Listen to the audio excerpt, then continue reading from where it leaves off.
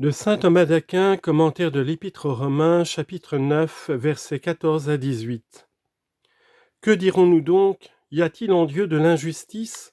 Loin de là, car il a dit à Moïse, « J'aurai pitié de qui j'ai pitié, et je ferai miséricorde à qui je ferai miséricorde. » Cela ne dépend donc ni de celui qui veut, ni de celui qui court, mais de Dieu qui fait miséricorde.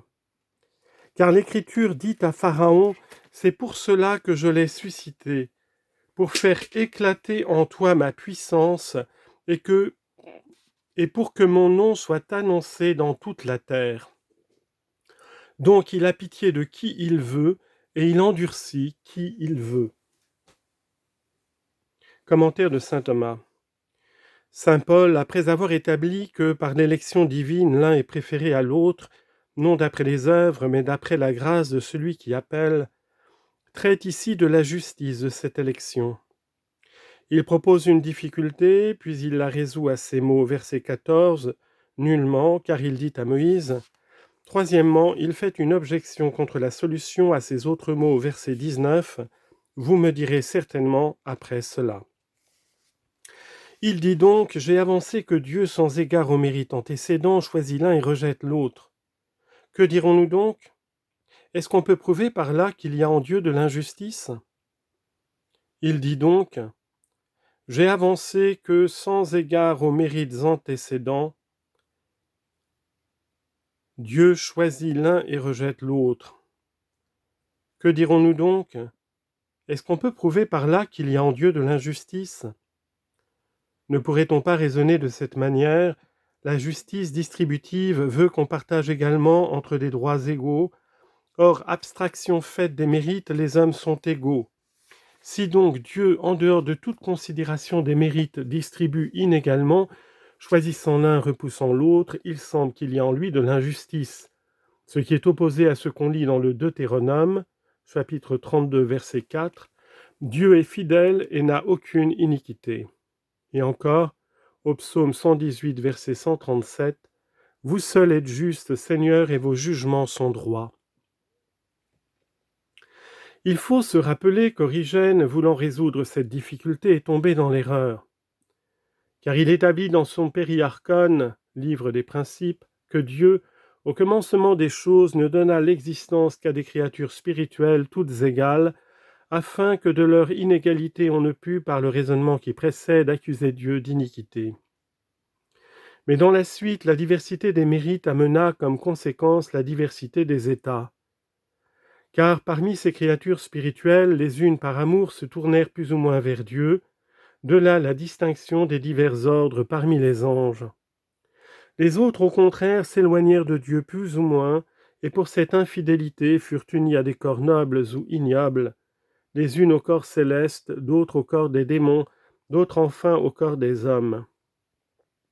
D'après cette doctrine, la raison de la constitution et de la distinction des êtres corporels se trouverait dans la prévarication de la créature spirituelle, doctrine qui contredit ce mot de la Genèse 1, 31, « Dieu vit toutes ses œuvres, et elles étaient très bonnes », ce qui donne à entendre, comme saint Augustin l'a remarqué dans son livre de la Cité de Dieu, au chapitre 11, que la cause qui produisit les créatures corporelles n'est autre que la bonté.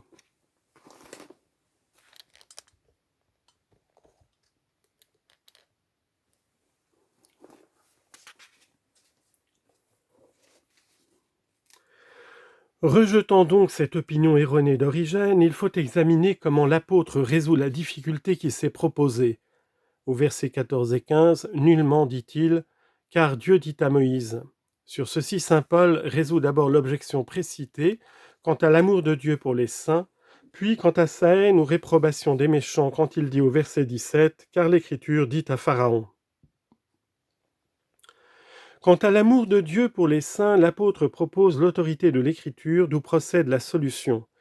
Ensuite, il en déduit une conclusion à ces mots, verset 16, « Cela ne dépend donc ni de celui qui veut, ni de celui qui court. » Saint Paul cite le passage qu'on lit dans l'Exode 33, 19. Dieu dit à Moïse, selon notre Vulgate, « Je ferai miséricorde à qui je voudrais, et j'userai de clémence envers qui il me plaira. » Mais l'apôtre a cité selon le texte des Septante en disant au verset 15 « Car il dit », c'est-à-dire le Seigneur dit à Moïse « Je ferai miséricorde à qui je ferai miséricorde, et j'aurai pitié de qui j'aurai pitié. » Dans ces paroles, à s'en tenir à ce que présente la lettre, tout ce qu'il y a de bon en nous est attribué à la miséricorde de Dieu selon ce passage d'Isaïe, chapitre 63, verset 7. « Je me souviendrai des miséricordes du Seigneur, je chanterai des cantiques de louange sur tout ce qu'il a fait pour nous. » Et Jérémie, Lamentation 3, 22. « Si nous n'avons point été perdus entièrement, c'est l'effet des miséricordes du Seigneur. » Or, dans la glose, ce passage est expliqué de deux manières, et suivant chacune de ces explications, on peut répondre de deux manières à la question et à l'objection. Premièrement, je ferai miséricorde à celui à qui je ferai miséricorde, c'est-à-dire à celui qui est digne de miséricorde. Pour donner plus de force à l'expression, saint Paul la répète. Je ferai miséricorde à celui à qui je ferai miséricorde, c'est-à-dire à celui que je jugerai digne de recevoir miséricorde, ainsi qu'il est dit au psaume 102, verset 13, « Le Seigneur a pitié de ceux qui le craignent. » Dans ce sens, bien qu'il accorde ses dons miséricordieusement, Dieu ne peut être accusé d'injustice par la raison qu'il donne à ceux à qui il faut donner et qu'il ne donne pas à ceux à qui il ne faut pas donner, le tout selon la rectitude de son jugement. Or, on peut entendre de deux manières avoir pitié de celui qui en est digne. D'abord en ce sens que l'on regarde quelqu'un comme digne de miséricorde en raison des œuvres préexistantes dans cette vie, et non pas dans une vie précédente comme l'avait enseigné Origène, hérésie des Pélagiens qui avançait que la grâce de Dieu est donnée à l'homme à raison de ses mérites.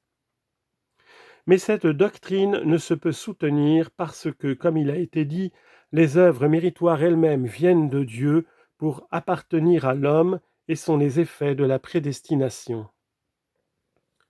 On peut encore entendre d'une autre manière que quelqu'un est digne de miséricorde, à savoir, non à raison de ses mérites antécédents à la grâce, mais de ses mérites subséquents.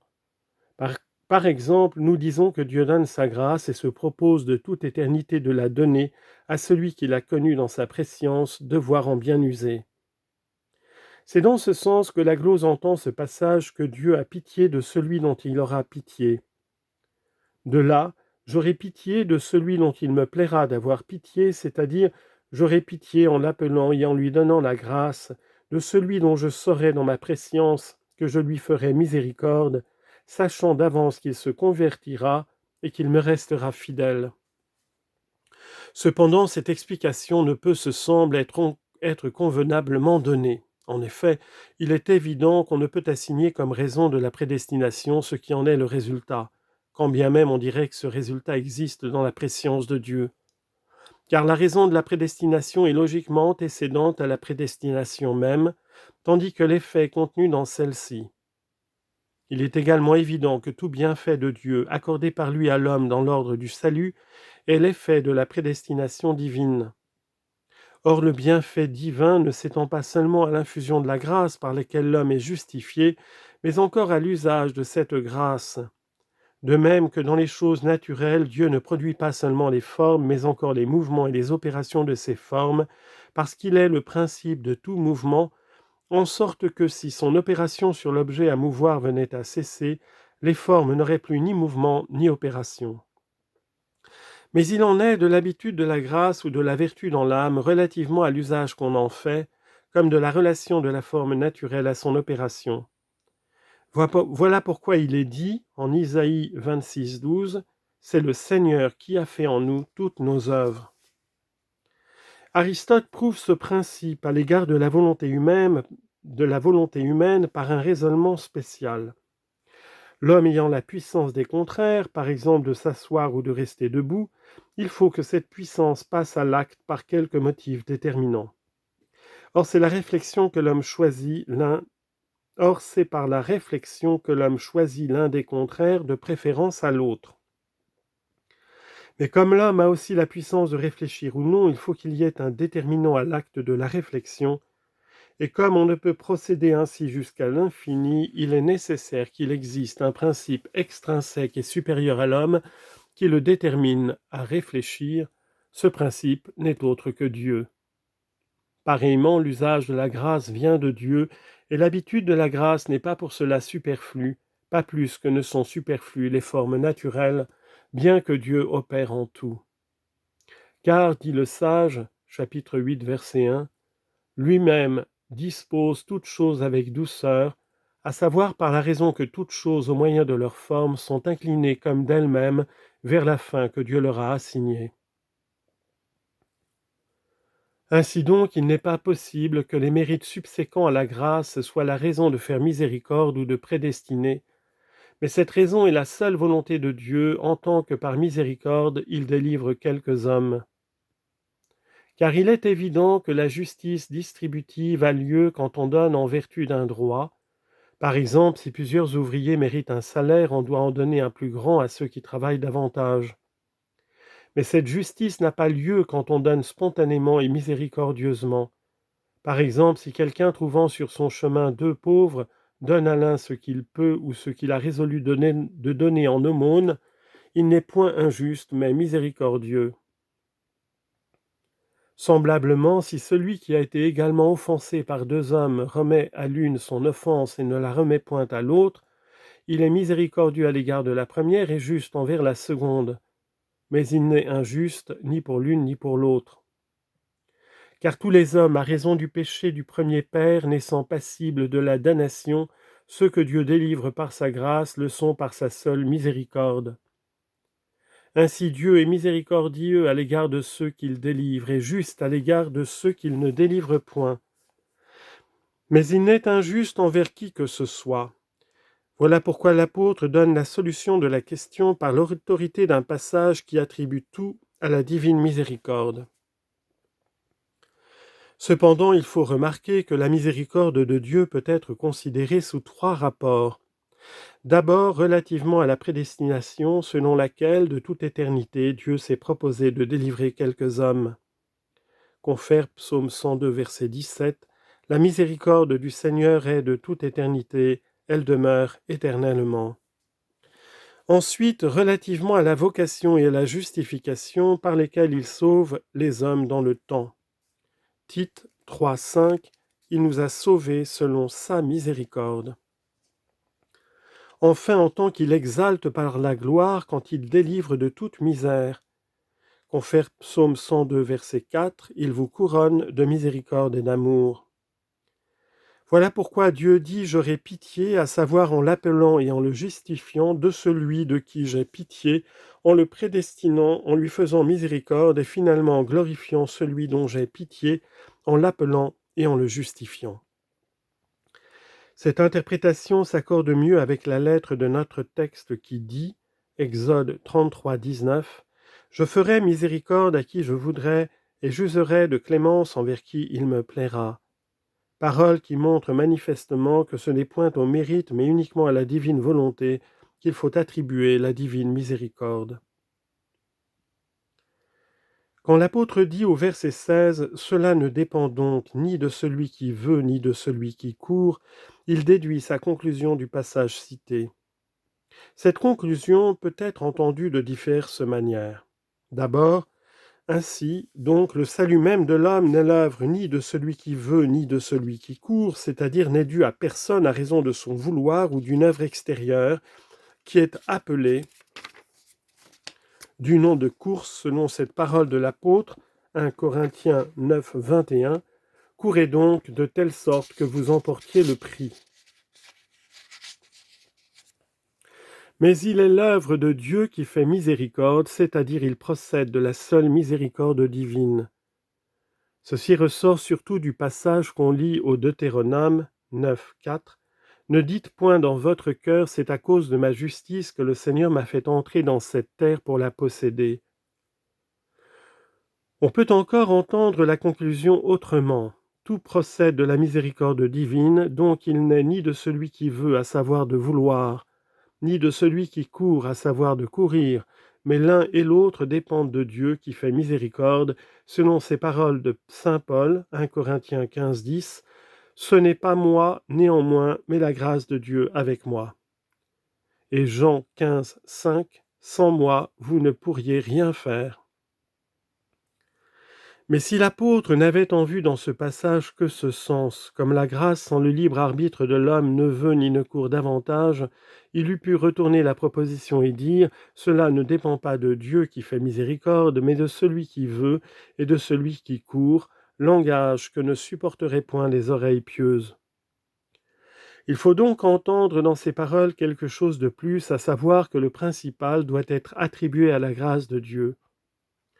Car toujours l'action est attribuée à l'agent principal, de préférence à l'agent secondaire.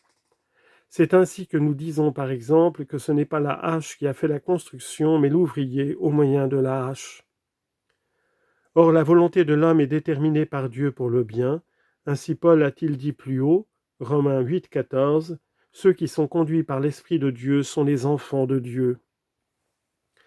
Voilà pourquoi aussi l'opération intérieure de l'homme ne doit point lui être principalement attribuée, mais à Dieu.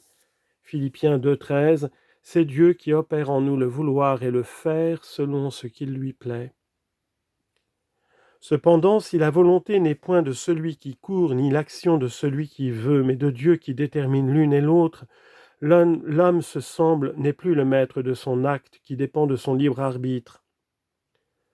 Il faut donc dire que Dieu détermine toutes choses, mais diversement, à savoir en tant que chacune d'elles reçoit sa détermination selon le mode qui convient à sa nature. Ainsi l'homme est déterminé par Dieu à vouloir et à courir selon le mode d'une libre volonté. Donc vouloir et courir dépendent de l'homme en tant qu'agent libre, mais non de l'homme comme agent principal, rôle réservé à Dieu seul.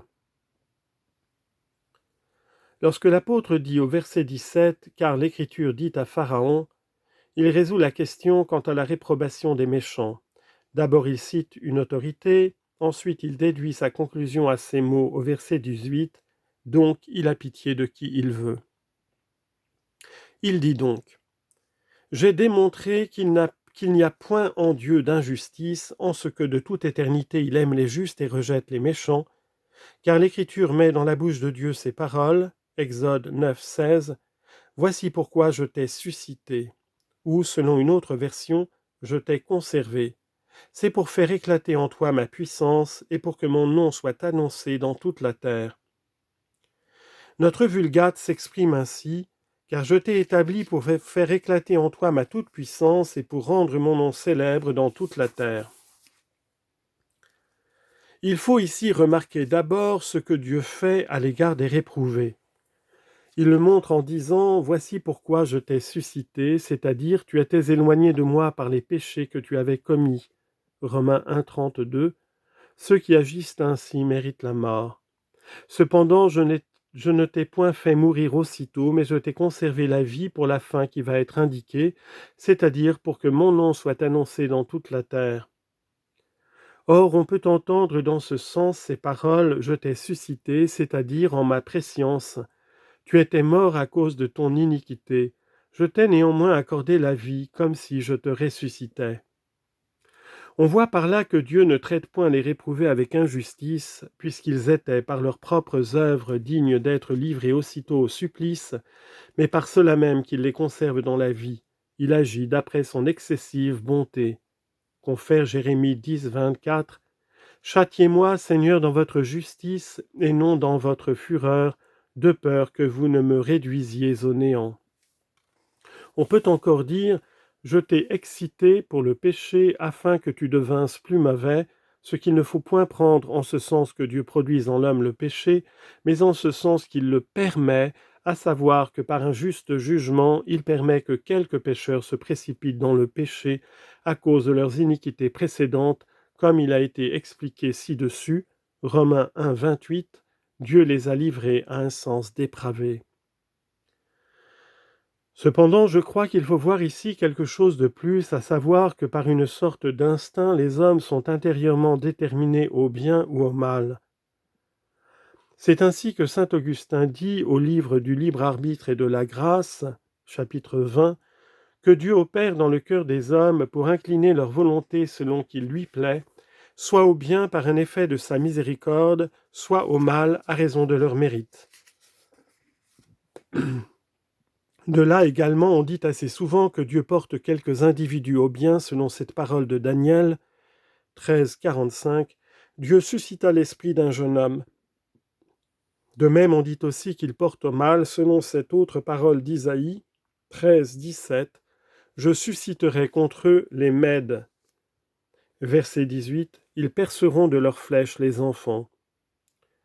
Cependant, Dieu agit diversement à l'égard du bien et à l'égard du mal, car il incline les volontés des hommes au bien directement et par lui-même, comme agent du bien. Quant au mal, on dit qu'il incline les hommes occasionnellement, à savoir qu'il propose à l'homme intérieurement ou extérieurement ce qui, en tant qu'il vient de Dieu, devait le porter au bien, mais ce dont l'homme abuse par sa malice et par sa perversité. Confère Romains 2, 4. Ignorez-vous que la bonté de Dieu vous invite à la pénitence, et cependant par votre dureté et par l'impénitence de votre cœur, vous amassez un trésor de colère pour le jour de la colère. Et Job 24, 23, Dieu lui a donné du temps pour faire pénitence et il en a abusé pour devenir superbe. De même aussi, Dieu en tant qu'il est, lui, porte intérieurement l'homme vers le bien, par exemple un roi à défendre les intérêts de sa couronne ou à punir des rebelles. Mais le méchant abuse de ce bon vouloir par la perversité de son cœur. On le voit dans Isaïe 10, 6, où il est dit d'Assour, « Je l'enlèverai à une nation perfide, je lui ai donné des ordres contre le peuple de ma colère, qu'il enlève les dépouilles. » Et à la suite, verset 7, « Lui ne sera pas dans cette pensée, son cœur n'aura point ce sentiment, et ce cœur ne respirera que les ravages. » C'est ce qui est arrivé à Pharaon, qui, poussé par Dieu à défendre son royaume, a abusé de cette inspiration pour satisfaire sa cruauté. Il faut considérer en second lieu à quelle fin Dieu opère en partie et en partie permet ces choses. Remarquons d'abord que Dieu opère dans ses créatures pour manifester sa gloire selon ce passage Romains 1, 20. Les perfections invisibles de Dieu sont devenues visibles par tout ce qui a été fait. Cette sorte d'impulsion est donc ordonnée à cette fin, et par rapport à ceux qui sont présents pour faire éclater en toi ma puissance, Exode 14, 31, les enfants d'Israël virent la grande puissance que le Seigneur avait déployée contre les Égyptiens. Et par rapport à ceux qui sont absents pour que mon nom soit annoncé dans toute la terre, Psaume 95, verset 3, racontez sa gloire parmi les nations. Il est donc de toute évidence qu'en ce point, il n'y a de la part de Dieu aucune injustice, puisqu'il se sert pour sa propre gloire de sa créature, d'après les mérites qu'elle s'est acquis. On peut également expliquer dans le même sens ces mots « je t'ai établi », c'est-à-dire « j'ai fait servir ta malice à ma gloire ». Dieu en effet se sert de la malice, mais n'en est pas l'auteur. En disant au verset 18 « donc il a pitié de qui il veut », saint Paul tire une sorte de conclusion des deux passages cités. En effet, de ces paroles, j'aurai pitié de qui j'ai pitié, il conclut, donc il a pitié de qui il veut. Psaume 102, verset 13, le Seigneur a été touché de compassion pour ceux qui le craignent. Et de ces autres paroles, je t'ai suscité pour, etc., il conclut, et il endurcit qui il veut. Confère, Isaïe 63, 17, vous avez endurci notre cœur jusqu'à ne plus vous craindre. Et Ecclésiastique 33, 12, d'entre eux il en a béni et exalté quelques-uns, il en a maudit et humilié quelques autres. Après les explications qui précèdent, il n'y a plus de difficulté sur ce qui concerne la miséricorde de Dieu, mais sur l'endurcissement, il s'en présente plusieurs. La première est que l'endurcissement paraît revêtir le caractère de péché selon ce passage de l'Ecclésiastique 3, 27, le cœur dur sera malheureux au dernier jour. Si donc Dieu endurcit, il s'ensuit qu'il est l'auteur du péché. Cependant, saint Jacques dit, chapitre 1, verset 13, « Dieu ne porte pas au mal ». Il faut répondre que saint Paul ne dit pas que Dieu endurcit quelques hommes, à savoir directement et comme s'il produisait en eux la malice, mais indirectement en tant que de l'opération extérieure ou intérieure produite par Dieu dans l'homme, celui-ci prend occasion de pécher et que Dieu le permet. Saint Paul ne dit donc pas que Dieu endurcit en ce sens qu'il envoie la malice, mais en ce sens qu'il ne donne pas la grâce. La seconde difficulté vient de ce que l'endurcissement même ne paraît pas pouvoir être attribué à la divine volonté, puisqu'il est écrit, 1 Thessaloniciens 4:3, « La volonté de Dieu est que nous soyons saints ». Et 1 Timothée 2:4, il veut que tous les hommes soient sauvés. Il faut répondre que la miséricorde ainsi que la justice supposent la disposition de la volonté, d'où il suit que, de même qu'on attribue la miséricorde à la volonté divine, de même on doit lui attribuer ce qui appartient à la justice. Il faut donc entendre, il a pitié de qui il veut par sa miséricorde, et il endurcit celui qu'il veut par sa justice, car ceux qu'il endurcit méritent d'être abandonnés par lui à l'endurcissement, comme il a été dit au chapitre 1er, versets 24 et 26.